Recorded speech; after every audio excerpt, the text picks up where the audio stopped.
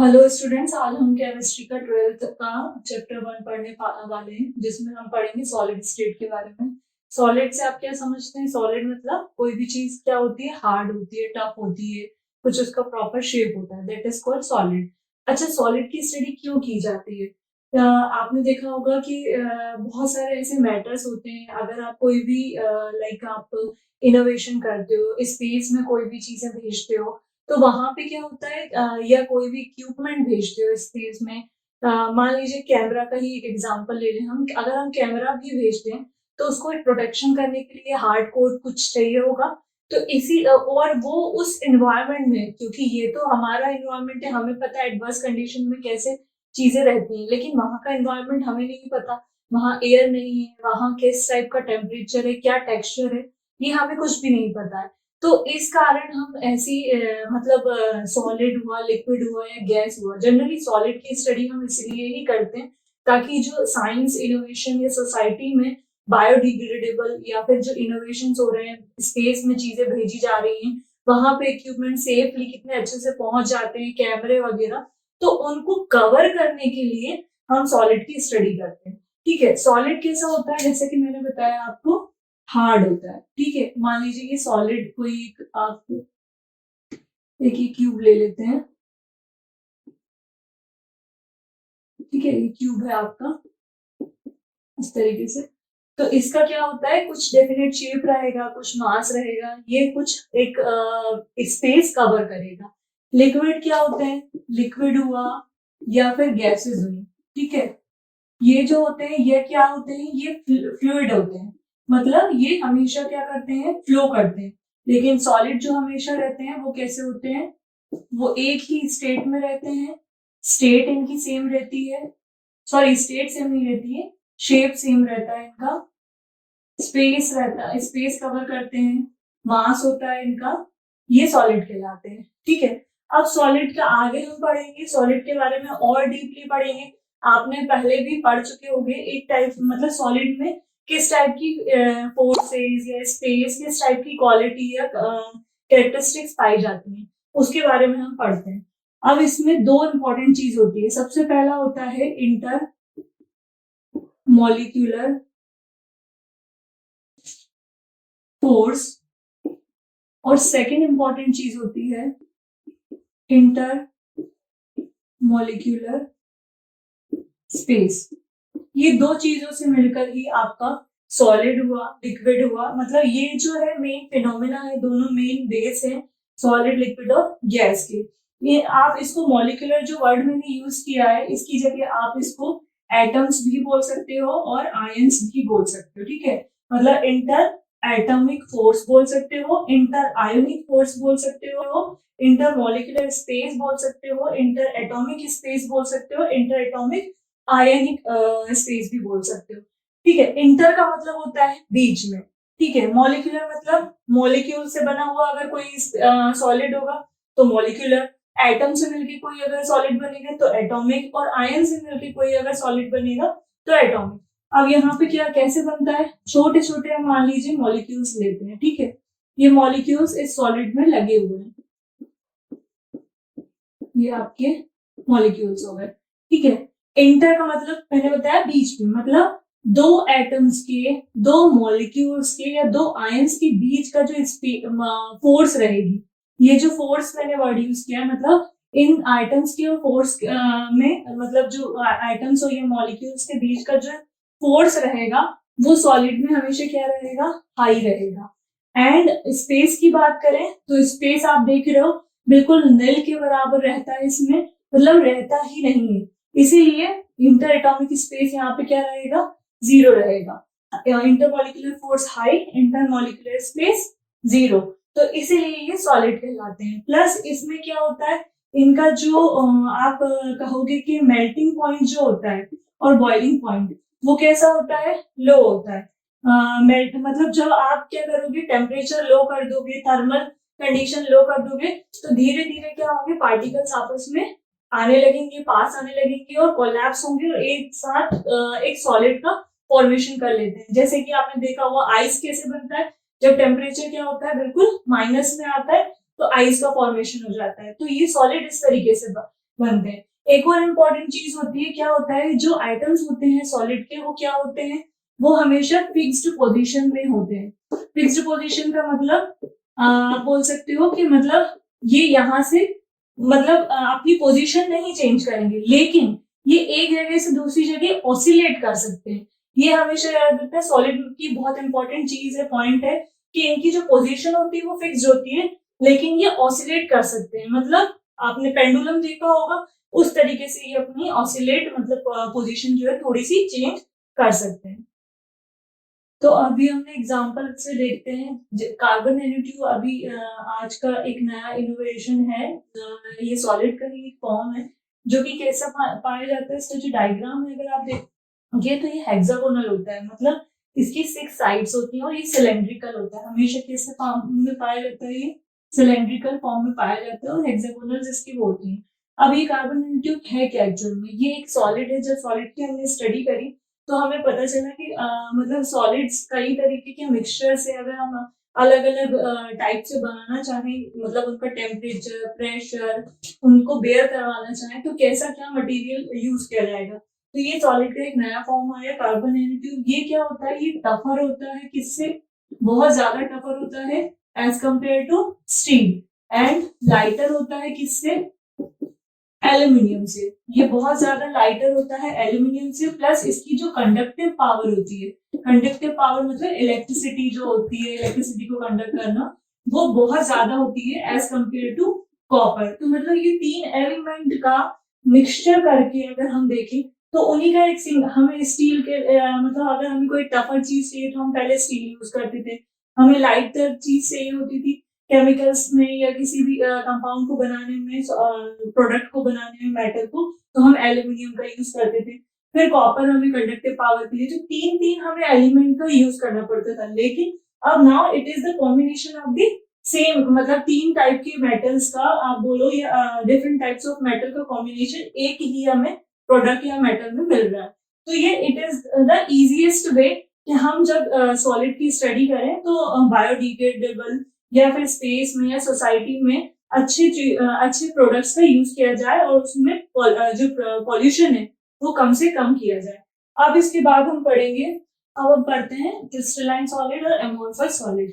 Solid के ही two kinds हैं, आप सॉलिड को ये बोल सकते हो टू टाइप्स है। क्रिस्टलाइन सॉलिड मतलब वर्ड से ही पता चल रहा है, जो कि क्या फॉर्म करे, क्रिस्टल्स फॉर्म करे। ठीक है, क्रिस्टल्स फॉर्म करे मतलब अगर आप किसी भी सॉलिड को और ब्रेक डाउन करते हो तो वो इस तरीके से क्रिस्टल्स के फॉर्म में इसे टूट जाएगा, तो वो कहलाएगा क्रिस्टलाइन सॉलिड। एमोर्फस सॉलिड का मतलब है कोई भी सॉलिड अगर आप ब्रेक डाउन करते हो तो वो इरेगुलर शेप का होता है, मतलब क्रिस्टल्स जो रहेंगे वो कैसे रहेंगे, आपके रेगुलर रहेंगे, और ये जो रहेंगे वो आपकी, अगर कोई भी सॉलिड है इसमें अगर लोगे आप तो ये इरेगुलर शेप का रहेगा, मतलब इसका जो शेप है वो डेफिनेट नहीं रहेगा, इरेगुलर रहेगा। ठीक है, अब इसमें एक और चीज पाई जाती है कि क्रिस्टलाइन में क्या होता है, एजेस होते हैं। मतलब क्या होगा कि इसकी क्या रहेंगी, इसकी साइड्स रहेंगी और वो भी कैसी रहेंगी, शार्प रहेंगी। लेकिन इसमें क्या होता है, इसमें एजेस नहीं होती और ना ही एजेस होती है, प्लस वो शार्प भी नहीं होती। इनका मेल्टिंग पॉइंट ले लें आप या बॉइलिंग पॉइंट ले लें तो हमेशा हाई रहता है, इनका मेल्टिंग और बॉइलिंग पॉइंट ले लें आप तो हमेशा क्या रहेगा, लो रहेगा। इसका एग्जांपल आप ले सकते हो डायमंड, ठीक है, NaCl, ठीक है, और आयोडीन ले सकते हो। ठीक है, इसका एग्जांपल हो गया। इसका एग्जांपल आपका सबसे अच्छा है प्लास्टिक, ग्लास, रबर। ठीक है, रबर को देखो, ग्लास को देखो, प्लास्टिक को देखो, ये सब क्या होता है, इनका आप खुद अगर तोड़ के देखोगे तो इनका कोई डेफिनेट शेप नहीं होता। रबर कहीं से भी कैसे भी टूट जाएगी, कोई भी क्रिस्टल फॉर्म नहीं करेगी, इरेगुलर रहेगी, मेल्टिंग पॉइंट, बॉइलिंग पॉइंट आसानी से ये मेल्ट और बॉयल हो जाते हैं। एक और इंपॉर्टेंट टर्मिनोलॉजी यूज की जाती है एनिसोट्रॉपिक, और ये होता है आइसोट्रॉपिक। एनिसोट्रॉपिक का मतलब होता है कोई भी क्रिस्टल, मतलब अगर हम क्रिस्टलाइन सॉलिड को देखते हैं तो ऐसा क्रिस्टल जो कि क्या होता है, अपनी फिजिकल प्रॉपर्टी अलग अलग डायरेक्शन से चेंज कर लेता है। मतलब इसकी जो प्रॉपर्टीज होती हैं क्रिस्टल की, अगर आप उसको मेजर करोगे अलग अलग डायमेंशन से, अलग अलग तरीके से, तो इसकी फिजिकल प्रॉपर्टी में according to the direction changes होते जाएंगे। लेकिन अगर आप एमोर्फस में देखते हो, एमोर्फस सॉलिड जो होते हैं वो आइसोट्रॉपिक, आइसो का मतलब होता है सेम, ठीक है, आइसो का मतलब होता है सेम। तो इसके आप किसी भी डायरेक्शन से आप प्रॉपर्टीज देख लो हमेशा, या किसी भी डायरेक्शन से देख लो, इसकी फिजिकल प्रॉपर्टी सेम ही रहेगी।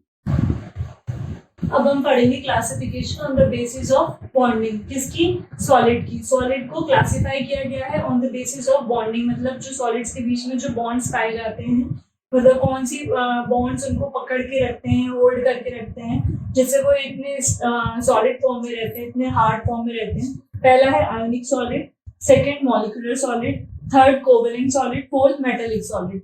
आयोनिक सॉलिड मतलब जिसमें सिंगल यूनिट मतलब एक अगर पार्टिकल, एटम, मॉलिक्यूल जो भी रहेगा वो किस फॉर्म में रहेगा, वो रहेगा आपका आयंस के फॉर्म में। तो उससे मिल गया, मतलब बहुत सारे आयंस मिलके जब कोई भी एक सॉलिड फॉर्म करते हैं तो उसको आयनिक सॉलिड बोलेंगे। इसका एग्जांपल आप ले सकते हो NaCl।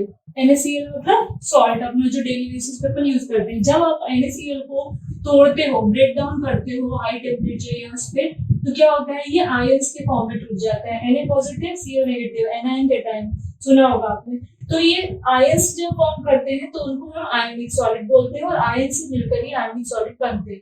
अब इसमें किस टाइप की बॉन्डिंग पाई जाती है, इनमें जो बॉन्डिंग पाई जाती है वो पाई जाती है strong electro static bond. Bond का नाम याद रखना, आयनिक सॉलिड में हमेशा स्ट्रॉन्ग इलेक्ट्रोस्टैटिक बॉन्ड पाए जाते हैं। ये क्या होते हैं, इनका मेल्टिंग पॉइंट और बॉइलिंग पॉइंट, MPBP जो रहता है वो हमेशा क्या रहता है, हाई होता है। इनको हाई टेम्परेचर की रिक्वायरमेंट होती है आयंस फॉर्म करने के लिए, ब्रेक डाउन होने के लिए, तोड़ने के लिए। फिर इसका ये क्या होते हैं, ये नॉन वोलेटाइल होते हैं। नॉन वोलेटाइल का मतलब क्या होता है, वोलेटाइल का मीनिंग होता है जो कि गैस फॉर्म नहीं करते। वोलेटाइल मतलब जो वेपर से गैस फॉर्म कर लेते हैं उनको वोलेटाइल बोलते हैं, जो वेपर से गैस फॉर्म नहीं करते उनको हम नॉन वोलेटाइल बोलते हैं। इसके बाद ये क्या होते हैं, ये हार्ड होते हैं, ब्रिटल होते हैं, मतलब आसानी से जब ये टूटते हैं तो डेफिनेट शेप में नहीं टूटते, आड़े टेढ़े टूटते हैं, तो इसीलिए ये हार्ड और ब्रिटल होते हैं। ये आयोनिक सॉलिड के फॉर्म हो गए। अब आते हैं मॉलिक्यूलर। सेकंड, मॉलिक्यूलर सॉलिड मतलब जैसे इसमें आयंस का यूज हुआ था, वैसे मॉलिक्यूलर में किसका यूज होगा, मॉलिक्यूल्स का यूज होगा। तो जो सॉलिड मॉलिक्यूल से मिलकर बनेंगे उनको मॉलिक्यूलर सॉलिड बोलेंगे। अब इसमें क्या होता है, इसका एग्जांपल आप ले सकते हो आयोडीन, या आइस ले लो, आयोडीन ले लो, ठीक है, या मीथेन ले लो, CH4 ले लो, ये हमेशा मॉलिक्यूल्स के फॉर्म में पाए जाएंगे, ठीक है। और जैसे आइस का H2 हो गया, इसमें जो बॉन्ड पाया जाएगा वो बॉन्ड कौन सा होगा, इसमें हमेशा वंडरवॉल बॉन्ड पाया जाता है या फोर्स पाया जाता है, वंडरवॉल बॉन्ड। समटाइम्स इसमें हाइड्रोजन बॉन्ड भी पाया जाता है, ठीक है। समटाइम्स इसमें क्या होता है, हाइड्रोजन बॉन्ड भी, तो इसमें क्या होगा, वंडरवॉल बॉन्ड पाया जाएगा, हाइड्रोजन बॉन्ड पाया जाएगा समटाइम्स। और इसमें क्या होता है, इसका जो मेल्टिंग पॉइंट और बॉइलिंग पॉइंट होगा वो कैसा होगा, वो लो होगा। और दूसरी चीज, एक और इम्पोर्टेंट चीज, मैंने जैसे वॉलेटाइल उसमें गैस फॉर्मेशन जो करते थे, ये गैस या वेपर्स नहीं बनाते हैं, और इसमें क्या होते हैं, ये वॉलेटाइल होते हैं, मतलब ये गैस और वेपर्स बनाते हैं। अब हम थर्ड पे आते हैं। थर्ड हमारा था कोवेलेंट सॉलिड। कोवेलेंट सॉलिड का मतलब जो कि एटम से मिलकर बना हो। इसका एग्जांपल आप ले सकते हो सिलिका, ग्रेफाइट, डायमंड। ये एटम से मिलकर बनता है। इसका जो क्या होता है सॉलिड का, ये हमेशा नॉन वोलेटाइल होता है। हमने पहले पढ़ा था आयोनिक सॉलिड, वो भी नॉन वोलेटाइल था। मॉलिक्यूलर सॉलिड पढ़ा था, वो वोलेटाइल था। लेकिन कोवेलेंट सॉलिड कैसा है, नॉन वोलेटाइल, मतलब गैस या वेपर्स फॉर्म नहीं करता। इसमें जो बॉन्ड्स पाए जाएंगे वो कोवेलेंट बॉन्ड पाए जाएंगे। इसके साथ ये हार्ड होता है। इसका मेल्टिंग पॉइंट या बॉइलिंग पॉइंट देखें तो हाई। ये जो एरो के सिंबल होते हैं, ये अगर ये नीचे होता है तो इसका मतलब लो होता है, अगर ये ऊपर की तरफ अपराइज या अपवर्ड दिखा रहे होंगे तो इट मींस हाई होगा। फिर ये बैड कंडक्टर ऑफ इलेक्ट्रिसिटी होते हैं, मतलब इसमें जो इलेक्ट्रिसिटी फ्लो करती है या इन सॉलिड्स में जो इलेक्ट्रिसिटी फ्लो करेगी वो कैसे होगी, बैड होगी। अब आते हैं फोर्थ पे, मेटेलिक सॉलिड। मेटेलिक सॉलिड क्या है, जिसमें मेटल प्लस एटम्स, मेटल जो रहेगी वो एटम्स के फॉर्म में पाई जाएगी, मतलब मेटल आयन के फॉर्म में भी पाई जाती है, मेटल मॉलिक्यूल के फॉर्म में भी पाई जाती है, लेकिन मेटल जो एटम्स के फॉर्म में पाई जाए उस टाइप के सॉलिड्स जो बनते हैं वो मेटेलिक सॉलिड कहलाते हैं। इसका एग्जांपल आप कॉपर ले सकते हो, सिलिका, निकल, ईटीसी। फिर इसमें जो बॉन्ड्स पाए जाएंगे वो कैसे पाए जाएंगे? मेटेलिक बॉन्ड पाए जाएंगे। इसका मेल्टिंग पॉइंट और बॉइलिंग पॉइंट आप देखोगे तो कैसा होगा? हाई होगा। इसका भी melting point, boiling point high होगा। ये गुड कंडक्टर होते हैं, ये गुड कंडक्टर होते हैं इलेक्ट्रिसिटी के।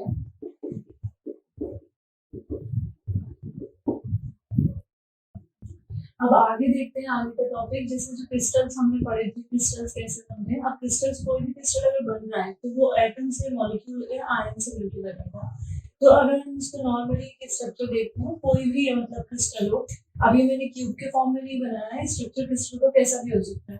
अगर हम शेप देखते हैं तो क्या होता है कि ये जो पॉइंट्स होते हैं, इनको हम जो ये जो कॉर्नर पे जो पॉइंट्स हैं, ये एटम भी हो सकता है, मॉलिक्यूल भी हो सकता है और आयन भी हो सकता है। तो इनको हम जनरली पॉइंट्स की फॉर्म में रिप्रेजेंट करेंगे। कोई भी क्रिस्टल हो उसमें अगर वो बन रहा है, मतलब कोई भी प्रोडक्ट बन रहा है, चाहे वो ऐसा हो या फिर आप बोलो ट्रायंगल शेप का हो, तो वो किसी भी शेप का बनेगा। लेकिन उसके जो एटम्स या मॉलिक्यूल्स रहेंगे वो हमेशा कहाँ पे? एजेस पे या कॉर्नर पे ही रहेंगे। और उनको हम हमेशा किस तरीके से रिप्रेजेंट करेंगे? आपको पॉइंट्स के रूप में।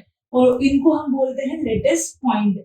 जो बीच का स्पेस रहेगा इन पॉइंट्स में, जब ये आपस में कनेक्ट होंगे through different kinds of bond, hydrogen, covalent, ionic, तो बीच में कुछ स्पेस फॉर्म होगा, उस स्पेस को आप बोलोगे क्रिस्टल लेटिस।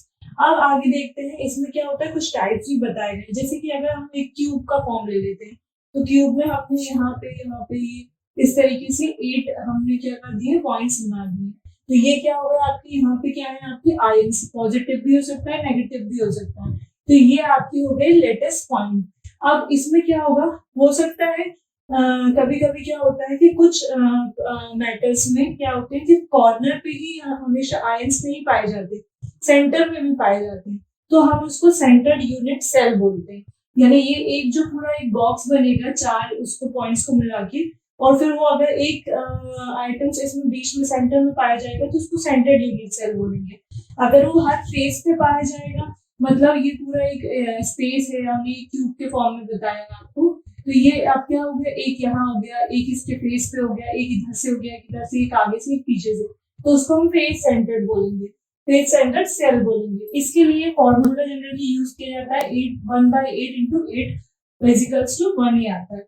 अगर आपको निकालने को भी आ जाए, जैसे सेंटर्ड यूनिट सेल है, तो सेंटर्ड यूनिट सेल में आप फॉर्मूले के थ्रू कैसे निकालोगे? हाउ टू कैलकुलेट कि सेंट्रल यूनिट सेल में कितने पॉइंट्स होंगे, ये कितने एटम्स या मॉलिक्यूल्स होंगे। तो आपको पता है सेंट्रल यूनिट सेल का फॉर्मूला क्या है? 1/8 इंटू 8। अब इसमें क्या है? सेंट्रल यूनिट सेल है तो मतलब सेंटर में हमेशा एक ही मिलेगा, तो इसमें आप +1 कर दो, तो ये आपका आंसर हो जाएगा 2। इसी तरीके से फेस सेंटर्ड पूछ लेगा तो उसी तरीके से आप फेस सेंटर्ड का निकाल लोगे। इस तरीके से कभी कभी न्यूमेरिकल्स आपको सॉल्व करने के लिए आ जाते हैं। अब आता है वॉइड्स। वॉइड्स क्या है? वॉइड एक क्या होता है? जो पॉइंट्स होते हैं, लेटेस्ट पॉइंट, इसी में ही देख लें अगर हम, या अलग से देखें एक स्ट्रक्चर मैंने आपको बना के बताया एटम से मॉलिक्यूल का, इसमें वेकेंट स्पेस पाया जाता है, मतलब बीच में कुछ जगह बच जाती है। जैसे अगर यहाँ पे हमने बहुत सारे एटम्स, आयंस, मॉलिक्यूल्स ऐसे कनेक्ट कर दिए, तो इसमें बीच में क्या होता है? कुछ स्पेस बचता है। उस स्पेस को, उस वेकेंट स्पेस को आप क्या बोलते हो? वॉइड्स बोलते हैं। अब हमने पॉइंट्स के बारे में पढ़ लिया, लेटेस्ट पॉइंट के बारे में। अब इसमें क्या होता है? पॉइंट्स में कुछ डिफेक्ट भी पाए जाते हैं, मतलब कुछ आयंस क्या होते हैं? मिसप्लेस भी हो जाते हैं अपनी जगह से, due to some temperature, pressure, humidity, thermal power, या फिर डेंसिटी के कारण कुछ भी मतलब हो सकता है जिससे कि वो अपने पोजीशन से हट के चले जाते हैं। तो उसमें सबसे इम्पोर्टेंट, ये बहुत इम्पोर्टेंट है, ये पूछा जाता है जनरली, शॉर्टकी डिफेक्ट पूछा जाता है। शॉर्टकी डिफेक्ट क्या होता है? शॉर्टकी डिफेक्ट किस सॉलिड में पाया जाएगा? आयोनिक सॉलिड में। हमने सॉलिड्स पढ़े थे, कितने टाइप के पढ़े थे? 4 टाइप के, आयोनिक, कोवेलेंट, मॉलिक्यूलर, मेटेलिक। तो जिसमें से शॉर्टकी डिफेक्ट जनरली देखने को मिलता है किसमें? आयोनिक सॉलिड में। आयोनिक सॉलिड किससे बनता है? हमेशा आयन से बनता है। और कौन से आयन से बनता है? पॉजिटिव और नेगेटिव आयन से, ठीक है। और इसमें कौन सा फोर्स पाया जाता है? मैंने बताया था स्ट्रॉन्ग इलेक्ट्रोस्टैटिक फोर्स पाया जाता है। तो अब क्या होगा? आयोनिक सॉलिड में कैसे होगा? मैंने एक स्ट्रक्चर के रूप में आपको बताया है, जैसे कि ये कोई क्रिस्टल का स्ट्रक्चर है, अब इसमें क्या करा, एक पॉजिटिव एक नेगेटिव, एक पॉजिटिव एक नेगेटिव, इस तरीके से मैंने बताया। इसमें क्या होता है, equal number of positive ion to the equal number of negative ion अपनी जगह से, मतलब कैटायन हो या एनायन हो, मतलब पॉजिटिव चार्ज मेटल हो या नेगेटिव चार्ज मेटल हो, दोनों ही इक्वल अमाउंट में इक्वल नंबर ऑफ आयंस में अपनी जगह से मिसप्लेस हो जाती हैं, मिस हो जाती हैं, गायब हो जाती हैं, और वहां पे क्या करती हैं, एक होल फॉर्म कर लेती हैं। तो उस डिफेक्ट को हम बोलते हैं शॉर्टकी डिफेक्ट। अब कैसे बताया मैंने, यहाँ पे देखो आप पॉजिटिव नेगेटिव आ रहा है, बीच में से यहाँ पे क्या हुआ, एक पॉजिटिव यहाँ से गायब हो गया, यहाँ से ये खाली हो गया, ये जगह खाली हो गई, वैकेंट स्पेस हो गया, ये मैंने इसको खाली बताया था। ऐसे ही ये एक गया तो यहाँ से इक्वल नंबर ऑफ नेगेटिव जाएगा, यहाँ पे पॉजिटिव आना था पॉजिटिव चला गया, यहाँ पे नेगेटिव आना था नेगेटिव चला गया। तो इस डिफेक्ट को, इससे क्या हो गया, ये थोड़ा सा इम्बैलेंस हो गया। स्ट्रक्चर जो होता है वो थोड़ा सा, जब आयंस अपनी जगह से चले जाते हैं और होल फॉर्म कर देते हैं, तो वो स्ट्रक्चर जो होता है वो थोड़ा सा इम्बैलेंस हो जाता है, इरेगुलर हो जाता है। तो उसके कारण क्या होता है, उसमें कुछ डिफेक्ट्स या कुछ पॉइंट्स क्रिएट हो जाते हैं। अगर आप टेम्परेचर बढ़ाओगे किसी भी क्रिस्टल का, तो क्या होगा, शॉर्टकी डिफेक्ट उसमें इंक्रीज होगा, क्योंकि टेम्परेचर बढ़ेगा तो ऑब्वियसली आयंस हो सकता है गैस के फॉर्म में या वेपर्स के फॉर्म में वो रिमूव हो जाए, वहां से हट जाए। तो अगर टेम्परेचर बढ़ रहा है तो शॉर्टकी डिफेक्ट बढ़ेगा। डेंसिटी डाउनवर्ड है, डेंसिटी ऑब्वियसली गिरेगी, क्योंकि यहाँ से क्या हो रहा है, जो डेंसिटी थी मॉलिक्यूल्स की या एटम्स की, वो क्या हो रही है, कम होती जा रही है, तो इसलिए डेंसिटी डिक्रीज होगी। एनर्जी लेवल भी डिक्रीज होगा, जितना स्ट्रॉन्ग एक क्रिस्टल बना हुआ था, उसमें आयंस की जितनी फोर्स से वो अटैच था, हार्ड था, उससे क्या हो गया, वो एनर्जी भी डिक्रीज हो गई। Plus stability, obviously stability irregular shape हो जाएगा, लेकिन इससे एक इम्पॉर्टेंट चीज होती है कि इनकी क्या होती है, इससे कंडक्टिविटी जो होती है वो इंक्रीज हो जाती है। शॉर्टकी डिफेक्ट के कारण किसी भी मॉलिक्यूल में कंडक्टिविटी डिक्रीज नहीं, इंक्रीज होती है। इसका एग्जांपल आप ले सकते हो NaCl, KCl, KBr, ये इसके एग्जांपल्स हैं। अब नेक्स्ट आता है अपना सेकंड है फ्रेंकल डिफेक्ट। फ्रेंकल डिफेक्ट में क्या होता है, होता सेम उसी का हमने एक स्ट्रक्चर ले लिया है, इसमें बस डिफरेंस ये होता है, इसमें कोई भी इक्वल नंबर ऑफ एटम्स या आयंस या मॉलिक्यूल्स अपनी प्लेस से मिक्स्ड होके होल फॉर्म नहीं करते हैं, वही रहते हैं, लेकिन क्या करते हैं, बीच का जो स्पेस होता है, ये एटम्स के या मॉलिक्यूल्स के बीच का जो आपका क्रिस्टल लेटिस मैंने अभी आपको बताया था, इस स्पेस को हम क्रिस्टल लेटिस बोलते हैं। इन स्पेस पे आके वो इंटरस्टेंशियल आप बोल सकते हो, इस स्पेस पे आके वो पुट अप हो जाते हैं, तो उसको हम बोलते हैं फ्रेंकल डिफेक्ट। जो आयंस हैं वो अपनी प्लेस से स्किप हो जाते हैं एंड शिफ्टेड टू इंटरस्टेंशियल स्पेस, मतलब बिटवीन दी एटम्स या मॉलिक्यूल्स के बीच में आके वो शिफ्ट हो जाएंगे, और उसको हम फ्रेंकल डिफेक्ट बोलेंगे। इसका एग्जांपल आप ले सकते हो ZnS, zinc sulphate, AgCl, silver chloride. फिर इसके बाद इनका क्या होता है, स्टेबिलिटी जो होती है इनकी भी ऑब्वियसली थोड़ा सा स्ट्रक्चर में थोड़ा सा तो डिफरेंस आएगा, तो स्टेबिलिटी इनकी क्या होगी, डेविएट होगी, डाउन होगी, डिक्रीज होगी। डेंसिटी लेकिन इसमें क्या होता है, कांस्टेंट रहती है, क्योंकि इक्वल नंबर ऑफ पॉजिटिव और नेगेटिव आयन कहीं पे गए ही नहीं है, जस्ट अपनी पोजीशन जो है वो चेंज कर रही है, shifted from one position to the another, that is called Frenkel defect. Temperature का भी इस पर भी कोई ज्यादा इफेक्ट नहीं पड़ता है।